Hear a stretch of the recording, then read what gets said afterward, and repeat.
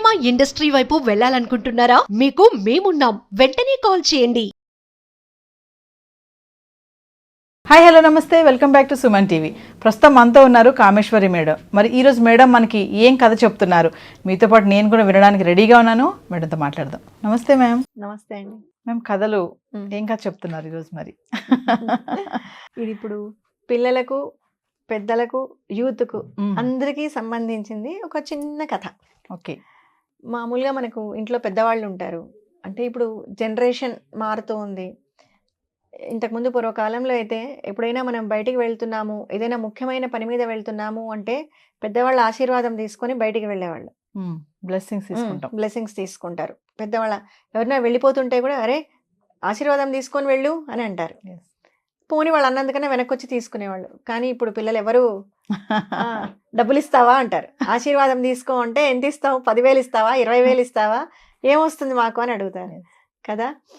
అలా అంటే మన సంస్కృతి సాంప్రదాయాలు ఇలాంటివేవి మనం మర్చిపోకుండా మనం అప్పుడప్పుడు గుర్తు చేసుకోవాలన్నమాట. ప్రతి దానికి లాభం ఉంటుందండి. మనం ఇంతకుముందు కథలో చెప్పుకున్నాం దాన ఫలం అని.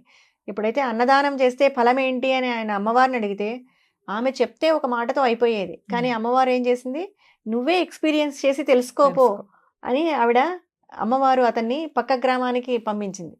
అలాగే ఆశీర్వాద బలం అంటే పెద్దలు ఇచ్చే ఆశీర్వాదం ఏది ఉంటుందో దానికి చాలా బలం ఉంటుంది, గొప్పతనం ఉంటుంది దానికి.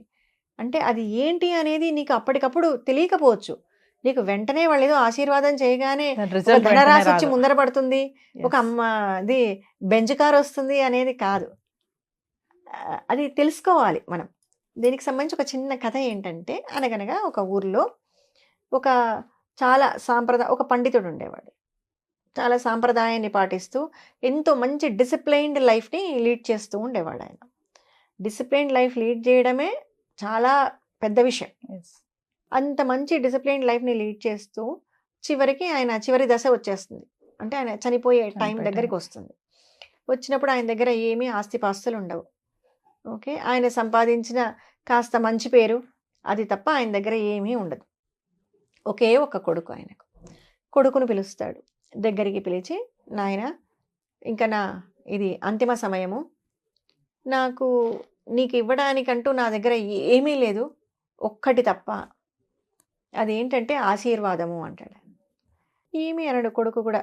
వాడు కూడా మంచివాడే కొడుకు. అతను కూడా బాధగా ఉంటాడు. తండ్రి ఆ సిచ్యువేషన్లో ఉన్నాడు కదా అని చూస్తూ ఉంటాడు. నీ కోసం నేను ఏ ఆస్తులు కూడబెట్టలేదు, నా దగ్గర ఏమీ ధనము ధాన్యం ఇలాంటివి ఏవి కూడా లేవు నీకు ఇవ్వడానికి. కానీ నేను మంచి లైఫ్ని లీడ్ చేశాను. అంటే ఒక మంచి నిర్దిష్టమైన లైఫ్ని, ఒక డిసిప్లైన్డ్ లైఫ్ని, క్రమశిక్షణతో కలిగిన లైఫ్ను లీడ్ చేశాను. కాబట్టి నేను లీడ్ చేసిన లైఫ్ మీద నమ్మకంతో చెప్తున్నాను, నీకు ఫ్యూచర్ అంతా చాలా బాగుంటుంది, నువ్వు చాలా ఆనందంగా ఉంటావు, నువ్వు గొప్ప స్థాయిలో ఉంటావు, నీకు అన్ని విధాలా మంచి జరుగుతుంది అని నేను మనస్ఫూర్తిగా నిన్ను ఆశీర్వదిస్తున్నాను అంటాడు. అని తర్వాత సేపటికల్లా ఆయన చనిపోతాడు.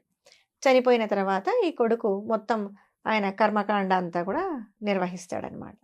అంతా అయిపోయిన తర్వాత తండ్రి పోయాడు కదా, ఆ బాధతో ఒక నది దగ్గర కూర్చొని ఉంటాడు. నది దగ్గర కూర్చొని ఇసుక ఉంటుంది ముందరంతా. ఆ ఇసుకను ఇలా దోసెళ్లతో పట్టుకొని ఇట్లా ఇట్లా ఇట్లా ఇట్లా వేస్తూ ఉంటాడు. తీసుకోవడము, ఇట్లా వదిలేయడము. అంటే ఏదో ఒక ఇది ఆ బాధతో కూర్చున్నవాడు కదా, ఏదో చేస్తూ ఉంటాడు అలా కూర్చొని. ఆ ఇసుక తీసుకోవడం వదలడం అని ఇట్లా పట్టుకొని ఆ ఇసుకను చూసుకొని అంటాడనమాట. వాళ్ళ నాన్న ఇచ్చిన ఆశీర్వాదం గుర్తు చేసుకుంటాడు. మా నాన్న నువ్వు ఏది పట్టుకున్నా బంగారం అవుతుంది అన్నాడు, ఇప్పుడు ఈ ఇసుకలో ఏమైనా బంగారం ఉందా అని అనుకుంటూ ఇట్లా వదిలేస్తాడు. వదిలేయగానే దబదబదబా వెనకల నుంచి శబ్దం అవుతుంది.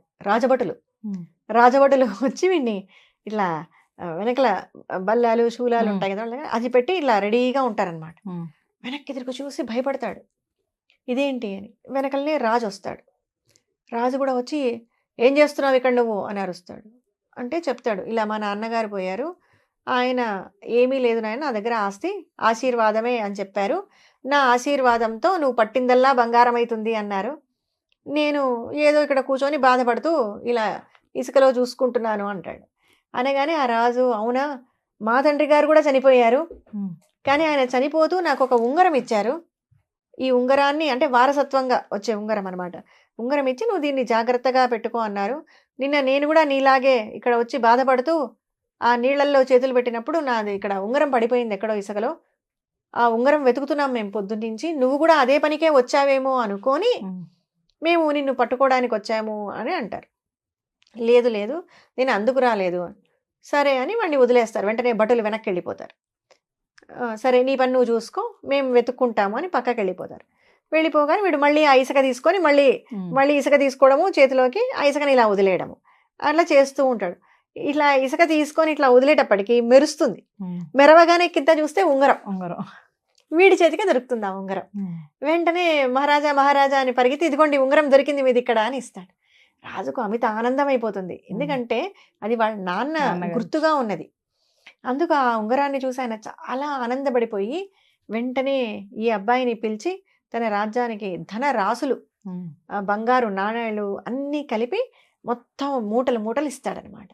అదంతా తను వాళ్ళ ఊరు తీసుకెళ్ళి దాంతో వ్యాపారం చేసుకొని తర్వాత వివాహం చేసుకొని తన ఫ్యామిలీని అంతా బాగా ఎస్టాబ్లిష్ చేసుకొని చాలా సంతోషంగా జీవితం కొనసాగిస్తూ, ఇందులో ఇంకొక పాయింట్, వాళ్ళ నాన్నలాగే క్రమశిక్షణతో బతుకుతూ ఉంటాడు. ఎందుకు వాళ్ళ నాన్న చెప్పారు కదా, నేను ఎంతో క్రమశిక్షణతో నా జీవితాన్ని లీడ్ చేశాను, ఆ ఫలం ఏదైనా ఉంటే దాని ద్వారా నీకు ఆశీర్వాదాన్ని ఇస్తున్నాను అంటాడు ఆయన కదా. అంటే ఆ అబ్బాయి ఏంటి మా నాన్న నాకేం ఆస్తులు ఇవ్వలేదు, అది ఇవ్వలేదు అని అనుకోలేదు.